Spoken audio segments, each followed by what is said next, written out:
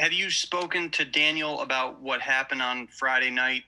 What was your reaction, and what, if any, discipline do you plan to hand down for that? Yeah, I've spoken to all the individuals involved as well as the entire team on what happened this past weekend.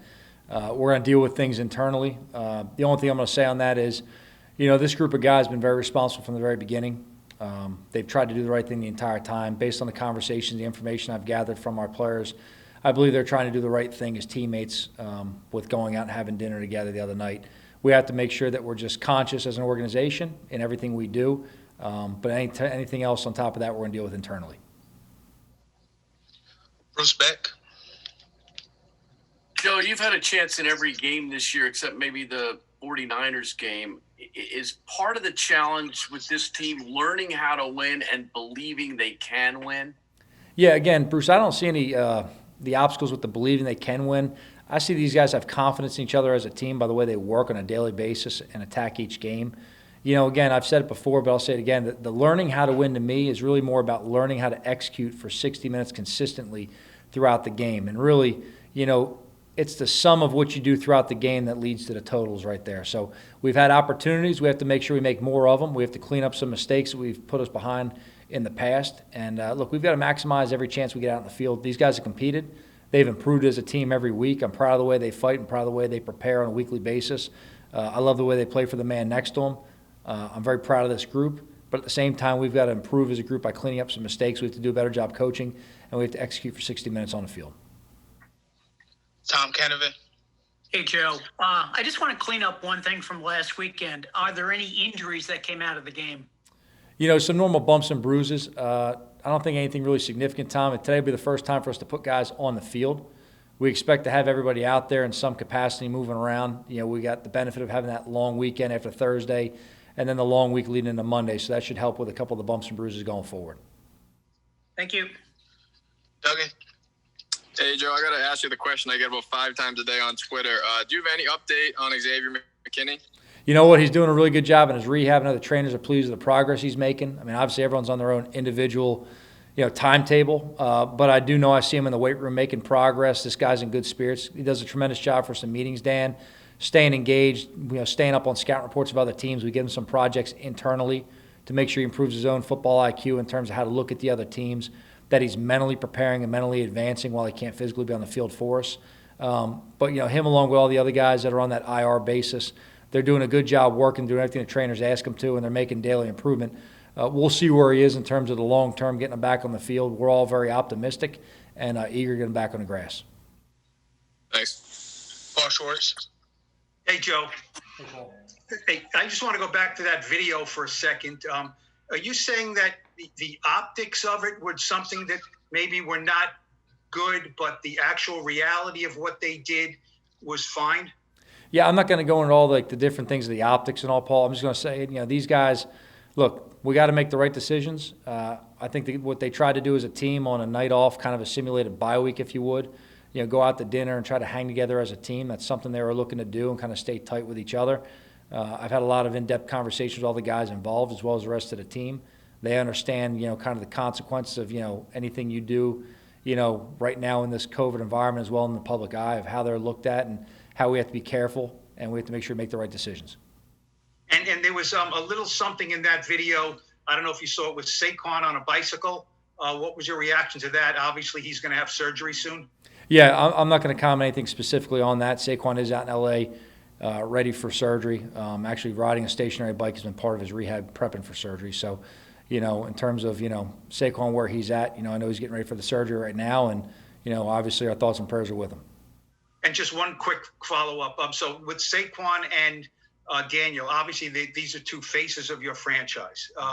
Very important guys. From what they did, there's nothing that you see from this that you look at and you say, this really did not paint us in a good light? We're just going to deal with everything internally right now, Paul, in terms of all those, that part of the situation. Joe, I'm sure you'll give us a complete overview of the Bucs a little later in the week, but just in terms of Tom, and you worked with him for a long time alongside him, what do you see from him right now? And is there anything that you can sort of draw from your experiences with him to now maybe use against him? This guy's clearly one of the best to ever play the game. So he's playing at a very high level.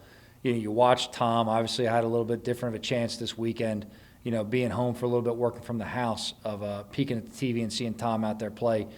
That along with the coaching tape I've watched, I mean, this guy hasn't had much drop-off. He's playing at a very high level.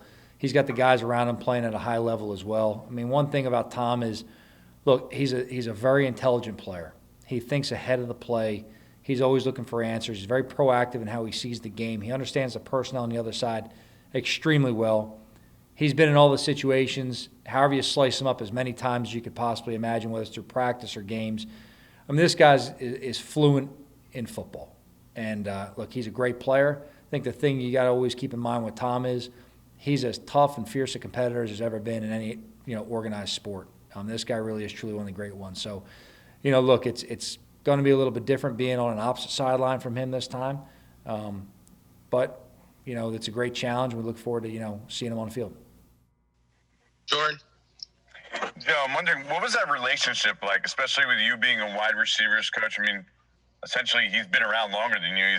He's older than you. What was that dynamic like, and the relationship in general?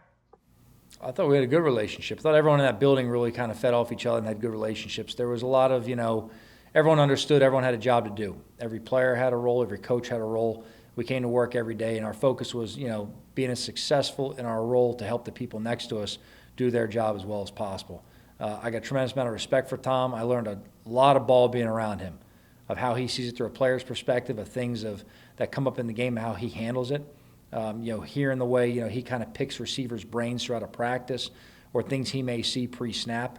I got a lot of knowledge just listening to him talk to other guys in the team. To me, one of the most beneficial things was you could go in during training camp and you'd put on the one-on-one period, receivers versus DBs. And, a lot of times you run as a coach, and there'd be other times we'd let the players go ahead and do it. And you'd let Tom go in there and talk to the receivers about what he's seeing and what he expects on a certain route. And to me, that made you a much better coach by listening to how the quarterback sees it and what he expects on each route. And to me, there's fine points in coaching, but ultimately it matters how the players see it on the field. And to be able to hear it through the vision that Tom had, that was really an education in itself right there. I got a tremendous amount of respect for him right there.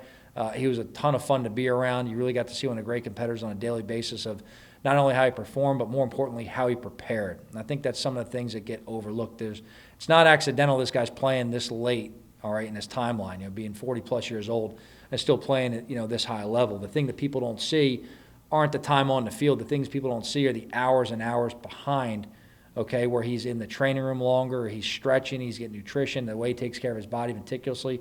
This guy, he set the tone for an entire organization. I'm very grateful for my time to be around him. Obviously, we know the number one goal is winning, and you're not happy with the record, but I would assume the secondary goal here with so many second and third year guys is player development. Are you happy with the way all your second, third year guys here are developing? Do you feel like you have, this is kind of a big picture question, obviously, but do you feel like you have the foundation in place here with all these young players, despite the record? When I look at this team long term, and I have a vision for this team, and I know where this team's going to go, I believe we're fully on track. And I'm proud of all the players, the way they work, all right, the culture we're building, the foundation we're laying right now. And I see improvement across the board from all the players on a daily basis. The way they come to work and the way they fight on a weekly basis is what we're looking for. So, look, to me, there's always a big picture perspective you've got to keep in mind. To me, when I look down the road and I have my vision for what this team needs to be, how we need to work to be there, how we have to play for each other collectively, and the foundation we have to lay, there's a lot of things that are getting accomplished. Now, that being said, we're still playing for wins. Okay, we're not asking the fans to go ahead and just be happy with, mediocre results. We want to go out there, we want to win for the fans, we want to win for this organization. Our players work hard every week to have tangible results. I see improvement, they see improvement, but we also understand as an organization there's things we have to do better to give ourselves the opportunities to finish all the games we've been in. Our guys have shown they can fight for 60 minutes, that they can play through adversity, they can play in comeback situations, we can get a lead, we have to fight to maintain and capitalize on those leads. But there's a lot of progress I see on a daily basis, on a weekly basis, that I know we're a better team today than we were 10 days ago. I know we're a better team today than we were in week one. I know we're a better team than we were in training camp. But so are every other team. So we have to keep making progress and developing long term. But when you look at the players we're building with, I see a lot of progress and I see us moving in the right direction, Ryan.